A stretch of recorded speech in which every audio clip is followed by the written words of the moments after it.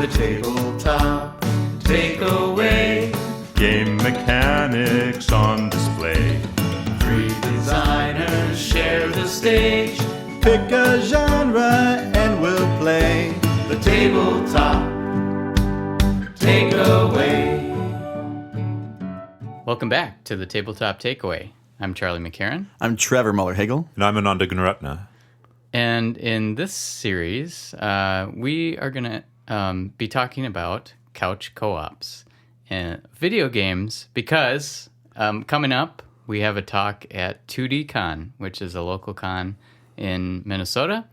And their focus is video games. They do have board games there too. But we thought for the video game audience, we're going to do a talk about what board game designers can learn from video games and vice versa. So for this first episode, we're talking about one of my favorite couch co-op games, Ultimate Chicken Horse. Air quotes around the co-op as well. Yeah. So that's one thing we were talking about. This term, it means a little bit different in the video game world than board game world. The couch co-op being games that you can play together on the couch and classic multiplayer games, as they used to be called. But like you used to have on a Sega or a Nintendo. Yep. But there's kind of a new era that Ananda has introduced me to, especially with just like tons of indie games that are now on Steam. So Ultimate Chicken Horse is one of those. It's a game where you're just trying to make it to the exit. Basically, you're trying to make it to the finish line on this 2D screen. It's like a platformer. Yeah, platformer. Like Mario. Yeah, but just one small area that is very blank at first. Like, often you have to make it across a pit or... There's a simple puzzle you have to solve, like jumping from thing to thing. Yep. But it's very, very low-key to start. Yeah, and you pick your character, which is like a chicken or a horse or whatever. Penguin. Yep. And the fun part about it, the twist of the game is, before you try to make it across, everyone gets to build one thing somewhere on the level. You pick an item you want to build. It could be a platform. It could be a weapon, a buzzsaw that's like going to saw you apart. And you can place it anywhere in the sky, essentially. And then then it starts, and everyone tries to run across and jump across, and often you die. That's the fun part. And if everyone dies, then the level was too hard and nobody gets points. If everyone makes it across, that was too easy, nobody gets points. But if there's a mix of people dying and making it across, the people who get across get points. So that's the basic idea. The fun of it is like all these random gadgets that come out that you're like, what is this hockey stick gonna do? Turns out it shoots a puck at you and murders you before you even get started. So plants can eat you. Yep. Yeah, there's all sorts of fun stuff. Yeah, there's like ice that you can place on top of blocks. So like, there's things that work together too, which I really love. But yeah. So my favorite part about learning this game, because this is my first time playing it, I hadn't heard about it before, was just the sheer chaos that starts to unravel. Like the first level, I'm like, okay, well, we all placed one obstacle or one platform. Now we can get across easily enough, but this doesn't seem like a full game. And then you start placing more after every round. You're like, oh my God, this is getting insane. It's goofy. It's all over the place. Some things will link together, and so like you might have that moving saw that's actually attached to a moving platform, and so that's actually moving around on you, and you're trying to like figure out the best way to get to where you're going, and it's just chaos. It's great. Yeah. One of the really interesting things about Ultimate Chicken Horse to me is that you're placing these obstacles, and no one has actually any advantage for any particular obstacle over anyone else. Like if you place a buzzsaw, that makes it just as difficult for you as it does for other players. It's not like you have special powers or something that would make you place one obstacle over another. It's more that you're placing things and you're saying, okay, I think I'm skillful enough to get past this obstacle, and I think you aren't. So, it's sort of if you were doing this in a board game, I think it would be quite difficult without having unique advantages per player, because like on what basis are you choosing one hazard over another when everybody's affected by them equally? And I think one of the interesting things is like the power of attention too, because you could really just watch what everyone's doing and be aware that, Ananda placed a hockey stick way on the other side of the map. And So he knows to jump out of the way, but you don't. We don't, Right. yeah. So that, I think, could maybe be used in board games. But Power of attention. power Oh. of attention. You're- But you're- maybe in a real-time board game, especially. Simultaneous, like, like starting simultaneous. phase, and then you go through it. Yeah, that's a good point, because in real-time games, you have a very limited attention pool anyway. Right. So if you're paying attention to other people, then that's going to hurt you. Right. You're not paying attention to what you should be working on as Right. part of your puzzle, so to speak. Yeah. Okay, that's a good point. Yeah, Yeah. I like that a lot. Yeah. It does make the player feel clever too. If they like, Oh, there's yeah. a moment where I snuck a coin. There was one level that had this igloo Yeah, at the yeah. end, and you could go in there, but you can't see what's in there. There's nothing else in there. It's just So, an igloo. so the first time I was like, what if I just put a coin in there? Yeah. And then coins are good. Yeah, So- coins give you extra points. Yeah, so you guys finished the race. I snuck in there and got a coin, and then the next turn, I was like, what if I put a buzzsaw in there? Oh, that's what it was. But no one fell for that trick. Right. I think you must have seen me. But No. Oh, I didn't see you. I just had no reason to go into the igloo. Yeah. Oh, yeah. But yeah, that's really interesting too, because you have in this game different areas. So you have to actually scroll around and kind of look around to like place something down. So it's that, yeah, you are focusing your attention somewhere, and then every level also has its own natural either platforms or hazards happening. That same level had falling icebergs and then a ship that would carry you across water. So like you could manipulate the ship and make it so like, oh, now it's glue on the ship, so you've got to Right. jump off. You're gonna get stuck. Yeah. Well, the honey, I think. Honey, yes. I think one of you mentioned this earlier. The ability to combine things. Yeah. Which is done with honey. So you can put honey on the surface of an object, and then you can stick another object onto the honey. I didn't understand that. Oh, okay, yeah. That's Well, great to know. Yeah, so if there's nothing, if the honey is just there, it's bad enough itself, like it's sticky, Yeah. which makes it hard to jump. We were on that one factory level with God. the blocks moving around, and the So much just- honey, so many blocks. Yes, but you can also stick things onto the honey so that they move with that object. So, That's how you created that Yes. spinning Yes. wheel of death. yeah, if you have like a box that's rotating and you stick an object onto the honey, then that object will rotate as well with the box. Or if you have a platform that moves back and forth. So you can have some really fun things like, say, a wrecking ball that's just moving back and forth across the screen, or like a long platform that's moving in a circle. Oh, sure. Yeah. And Well, Oh. yeah. Since this is like video game episode, we should mention Tears of the Kingdom, because that gives you the same feel of like what would these things do if I combine them and see how they work. and I was Yeah. actually going to bring up what was it? It was the Super Mario Maker game. I can't remember Yeah. if that's the title. But like you are, normally solo by yourself making a level in Mario, and then a lot of people get into it and like make this automated level where Mario is just jumping around, bouncing around, jumping off things. But this is like a collaborative version of that, except it's also competitive because you're trying to get the highest score. So that's why we're in this kind of co-op competitive space, because like you are technically collaborating, though don't have everyone's best interest at heart.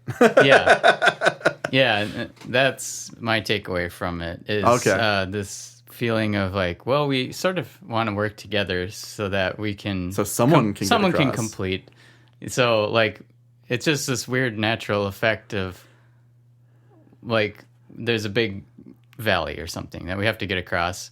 We sort of naturally built platforms without even saying anything, Right. so that we could jump across, because we kind of wanted to make this piece of art, I guess you could say. But then knowing that we're just going to be competing afterwards is a fun feeling. It's like a good way to do semi-co-op, I think, where you have phases, distinct phases. Like, okay, this is the whatever. It doesn't matter. The build phase. If we're not competitive here. Right. Yeah.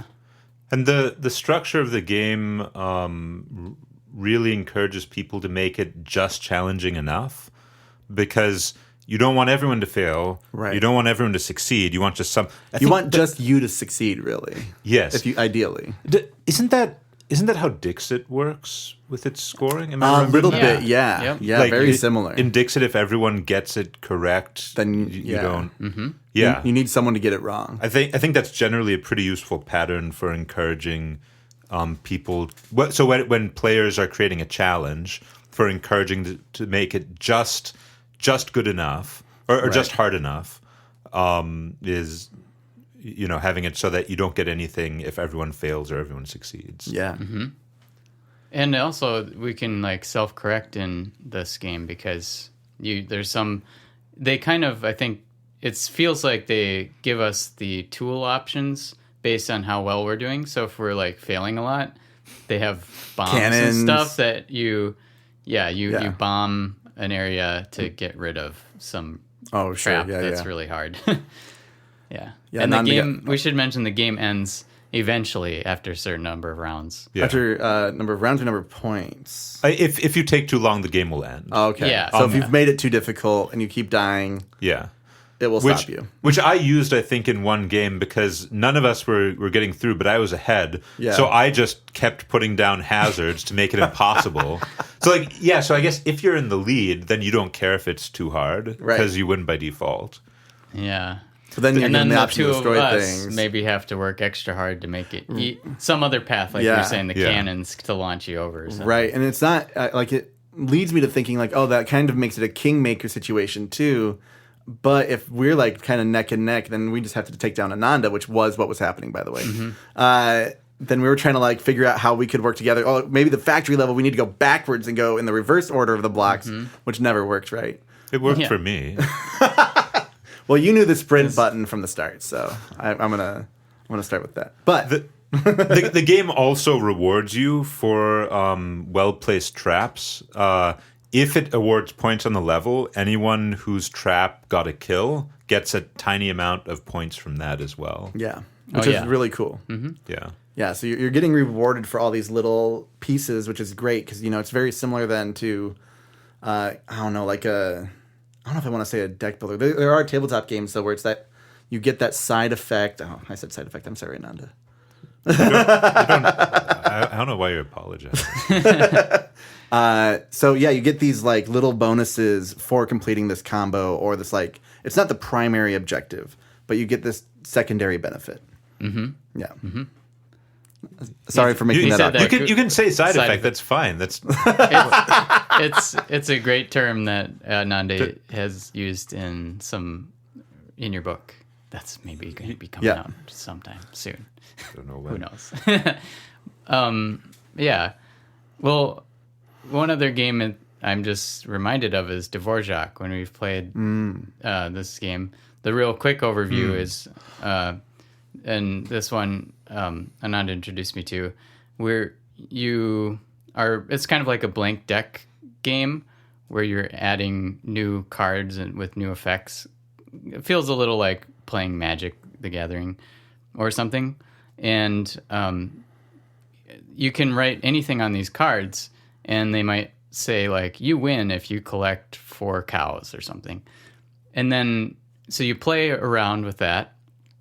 Then between rounds, you're like, well, we need to add some new cards, and you kind of self-correct for broken strategies. So if, like, cows are too easy to get, you might throw in some anti-cow missile or something. Who knows? Yeah, but it really reminded me of that, and I love to see more games like that. That is a really good point because I was saying earlier, like if you did this in a board game, it wouldn't necessarily work. But in Dvorak, it does work really well, even though that's a turn-based card game. Because, in the case of Dvorak, it's because the cards that you add to the deck, you are not guaranteed to get. Anybody sure. might get them. communal deck. Right. The communal deck also solves the problem. So you want to make sure the cards are balanced. And when you're designing them, you're incentivized to care more about, are they fun, as opposed to, will this help me win? Because you don't know who's getting the card. Mm-hmm. Yeah, so it is that kind of shared space that you're building together mixed in with your own personal objectives or goals of what you're trying to do. Yeah. Yeah. Games where you sort of build the game together, they're pretty fun. Yeah. They are very fun. Yeah. It'd be fun to do like, I was thinking of Galaxy Trucker when you mentioned like that attention and sure. stuff. But I wonder if you could make like a Galaxy Trucker style game where you're all actually building quickly like this area, and then now we have to like actually play on this board together in some way or competitively. Yeah. Yeah, so that it's a very similar like transfer of this Ultimate game. Chicken Horse, Yeah. Because then you have this collaborative rush to do something, but if you're doing it more like timed, like Galaxy Trucker, that makes it a lot more interesting. Maybe you're using your own pool of tiles or your own then they're marked for you. So like if things happen on your tiles, things happen, and that's exciting. Just like the traps, how they reward for kills, you're able to kind of create this world and then also have things happen in it. Yeah. Which is a lot of fun, for sure. Yeah, well, I hadn't made that connection before, Dvorak and Ultimate Chicken Horse. Me neither. It's a good thing we're doing these could talks. Yeah. What do you guys have for takeaways? Well, I guess I guess my takeaway would be that you can have these things where there's a shared challenge you build together, where nobody has any particular advantage in it, and that still works. And in fact, it incentivizes people to build things to be fun as opposed to build things to be beneficial for them in the game. Because whatever they're building affects them just as much as everyone else. Mm-hmm. Sure. And it's like a chance to show off your own creativity. Yes. A little. Yeah. So setting up situations like that where people are incentivized to be creative and fun and make fun, balanced things. Mm-hmm. Yeah. And just play around and see what happens is fun. One of the fun things about it too. Yeah. Oh yeah. And for me, I think the biggest takeaway I have is that when you're having a game that involves, the multiplayer and a single objective, being able to interact with that process or that story, whatever it is, can make it a lot more dynamic and a lot more interesting. So like how we have the different obstacles and things, that can be one way to do it. Or you can have different paths or different types of lots of directions you can go in a board game atmosphere, or in a video game atmosphere too. If you're trying to achieve a goal, have it be very crystal clear, and then be able to add in those obstacles and those different tangents. Mm-hmm. Just having that flexibility of, clarity of goal. Yeah. Creativity. Yeah. I heard something once that, like in everything in our lives, we want them to be, we're trying to make them simpler for us. And games are the only thing that's really kind of the opposite.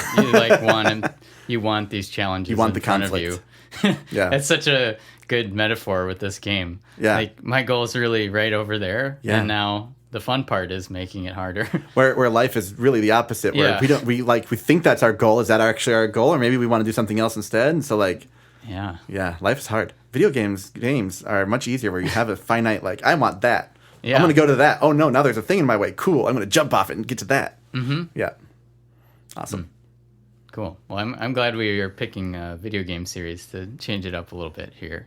It's also just fun playing couch co-ops. Mm-hmm.